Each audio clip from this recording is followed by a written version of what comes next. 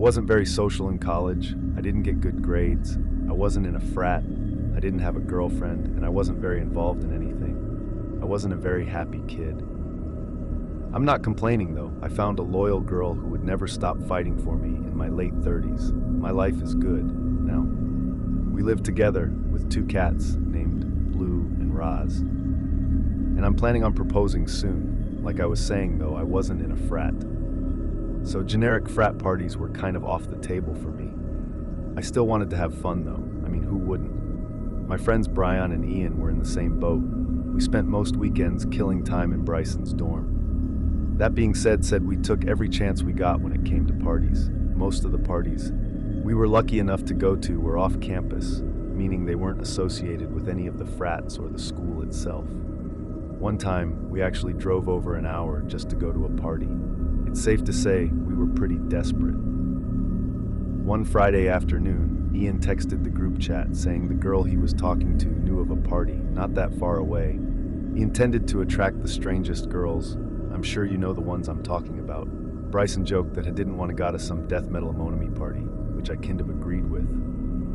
Ian was pretty adamant though, and convinced us that this would be a normal party. It's not like we had anything better going on. Bryson convinced his brother Chris to be our designated driver. Chris didn't drink anyway, and said he'd be down for a party, so everything was looking good as we were driving to the party. Ian started complaining about the girl he was talking to. He said she hadn't answered him in hours, which honestly wasn't too surprising considering the kind of guy Ian was. He was actually pretty torn and said he was having second thoughts about even going, which seemed like an overreaction. We were already 30 minutes deep, so we weren't just going to go turn around and go home. We told him to suck it up and not let it ruin the night after a few more minutes. Ian said Callista's profile disappeared from his phone altogether. Webb broke it to him that had been blocked, and she probably decided to go to the party with someone else and pouted for the rest of the drive. When we're at the party, we instantly knew we'd made the right choice. The house was massive, especially compared to the rest of the houses on the block, and didn't want to go in just yet, saying he needed a buzz to take his mind off the situation. Bryson and I didn't object to drinking, so we told Crystal Park a little further down the street, so we could pre-game outside the car. We killed a few of the beers we had brought with us, and watched as people enter the house in droves. It honestly looked like a pretty lit party. Once Ian was satisfied with his buzz, the 4 of us started making our way over to the house. As soon as we stepped inside, I could tell something was off. For starters, all the lights were on, like there was no ambient lighting throughout. The entire house, just the bright overhead lights that you'd expect to be off at a college party. Most of the people there were very nicely dressed, not what you'd expect people to wear at a rowdy party. The scene looked more like a fancy dinner party than anything else, but maybe that's what it was. After all, we didn't really have any details about what we were walking into. We didn't look too out of place, but the clothing differences were definitely noticeable. The music was also bizarre. They weren't playing trap or hip-hop or any of the usual party music. Instead, they were playing some kind of ethereal, almost druggy music. I'm not really sure what genre it was or how to describe it, but none of the songs had any words, just instruments.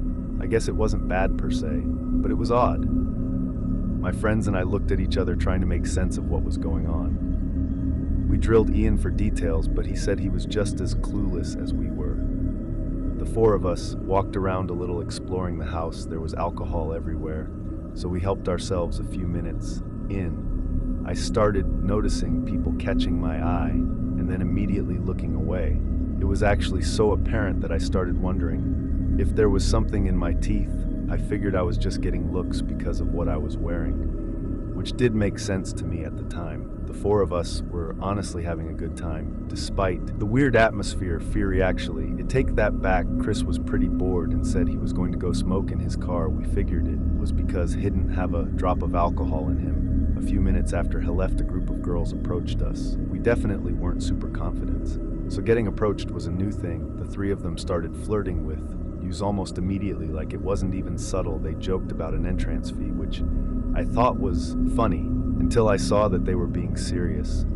They were holding a bottle of tequila, which we definitely weren't. We're going to turn down without much thought and not wanting to appear uncool. We swigged the bottle after that point. The six of us stuck together, drinking, talking, and occasionally dancing. It was going really well. At one point, I noticed a weird mark on Tina's neck. It was a short but solid green line that looked like it had been drawn on. And Sharpie, the line was pretty thin, and I probably wouldn't have noticed. Had I not been standing so close to her, I debated asking her about it, but decided against it, to avoid potentially offending her. It might have been a birthmark or something like that once I had seen it. Though I couldn't unsee it, it just looked so unnatural and green of all colors. Who wears green makeup? It couldn't have been a makeup smear. I decided to let it go and continued flirting with her, wondering where things would end up. Eventually, I saw Bryson and the girl he was with begin to wander off upstairs, which I was happy about.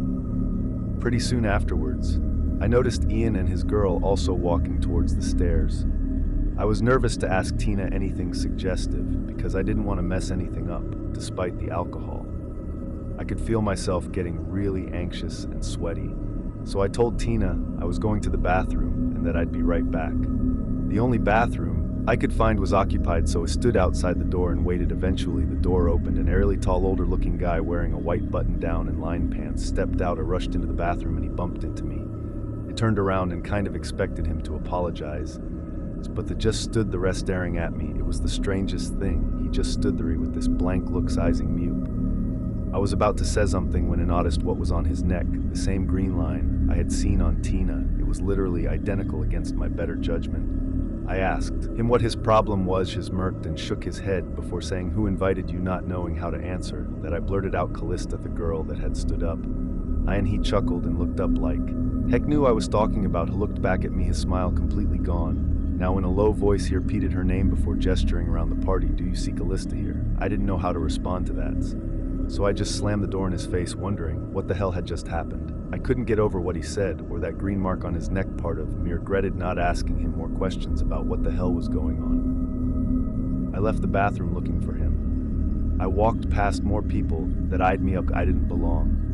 I didn't care though. I was going to find my friends and drag them out of here. While wandering around the party, I couldn't stop thinking about that green mark. I started looking closely at people's necks, trying to see if anyone else had a mark on their neck. And to my horror, I actually saw two more people with the green lines on their necks. They were all the same color, same length, same thickness, same everything. It was freaky. I kept looking for that guy all the while analyzing people's necks. Most people weren't marked up, but I kept catching glimpses of green lines on various people's necks. I was starting to freak out, so I made my way to the stairs, looking for my friends, thankfully.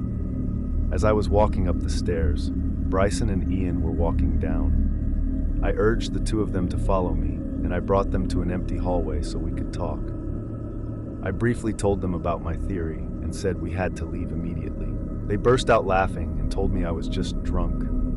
Bryson told me I was just jealous because they had hooked up and I didn't. I asked him where his girl had gone, and he told me she had instructed him to meet back upstairs in 20 minutes.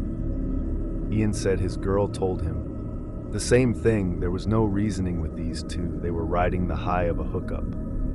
I told them to follow me and that I'd prove that people had strange marks on their necks, but they weren't budging. Just when I was about to give up, Ian turned to the side. What is always actually horrifying. There was a thin line on his neck, only this one was red, not green. I practically screamed at them, which actually got them to listen to me. It then inspected Bryson's neck, and there was a red mark on his too, and told me to relax, and that it was probably just a makeup stain. But Bryson started to believe me. It told them we were leaving, and Bryson and it turned to find the door. Ian still wouldn't leave, saying he wanted to meet back up with the girl. Just then a random guy walked past, using each of us up separately. He didn't say anything, but paused long enough for us to notice the green line on his deck. That was it. Bryson and E rushed for the door with Ian closed behind. It felt like everyone there was staring at us as we left. But Noon moved to stop her, ran to Chris's care and told him to drive. As we were leaving, both Ian and Bryson's phones started blowing up. Those girls were asking why we had left. How could they have even known that they weren't even around to see us leave? My friends blocked the girls. Everyone I tell this story to has their own crazy theory about what happened that night. I really don't know what to think about it, but I don't think I want to know what might have happened had that guy not tipped me off.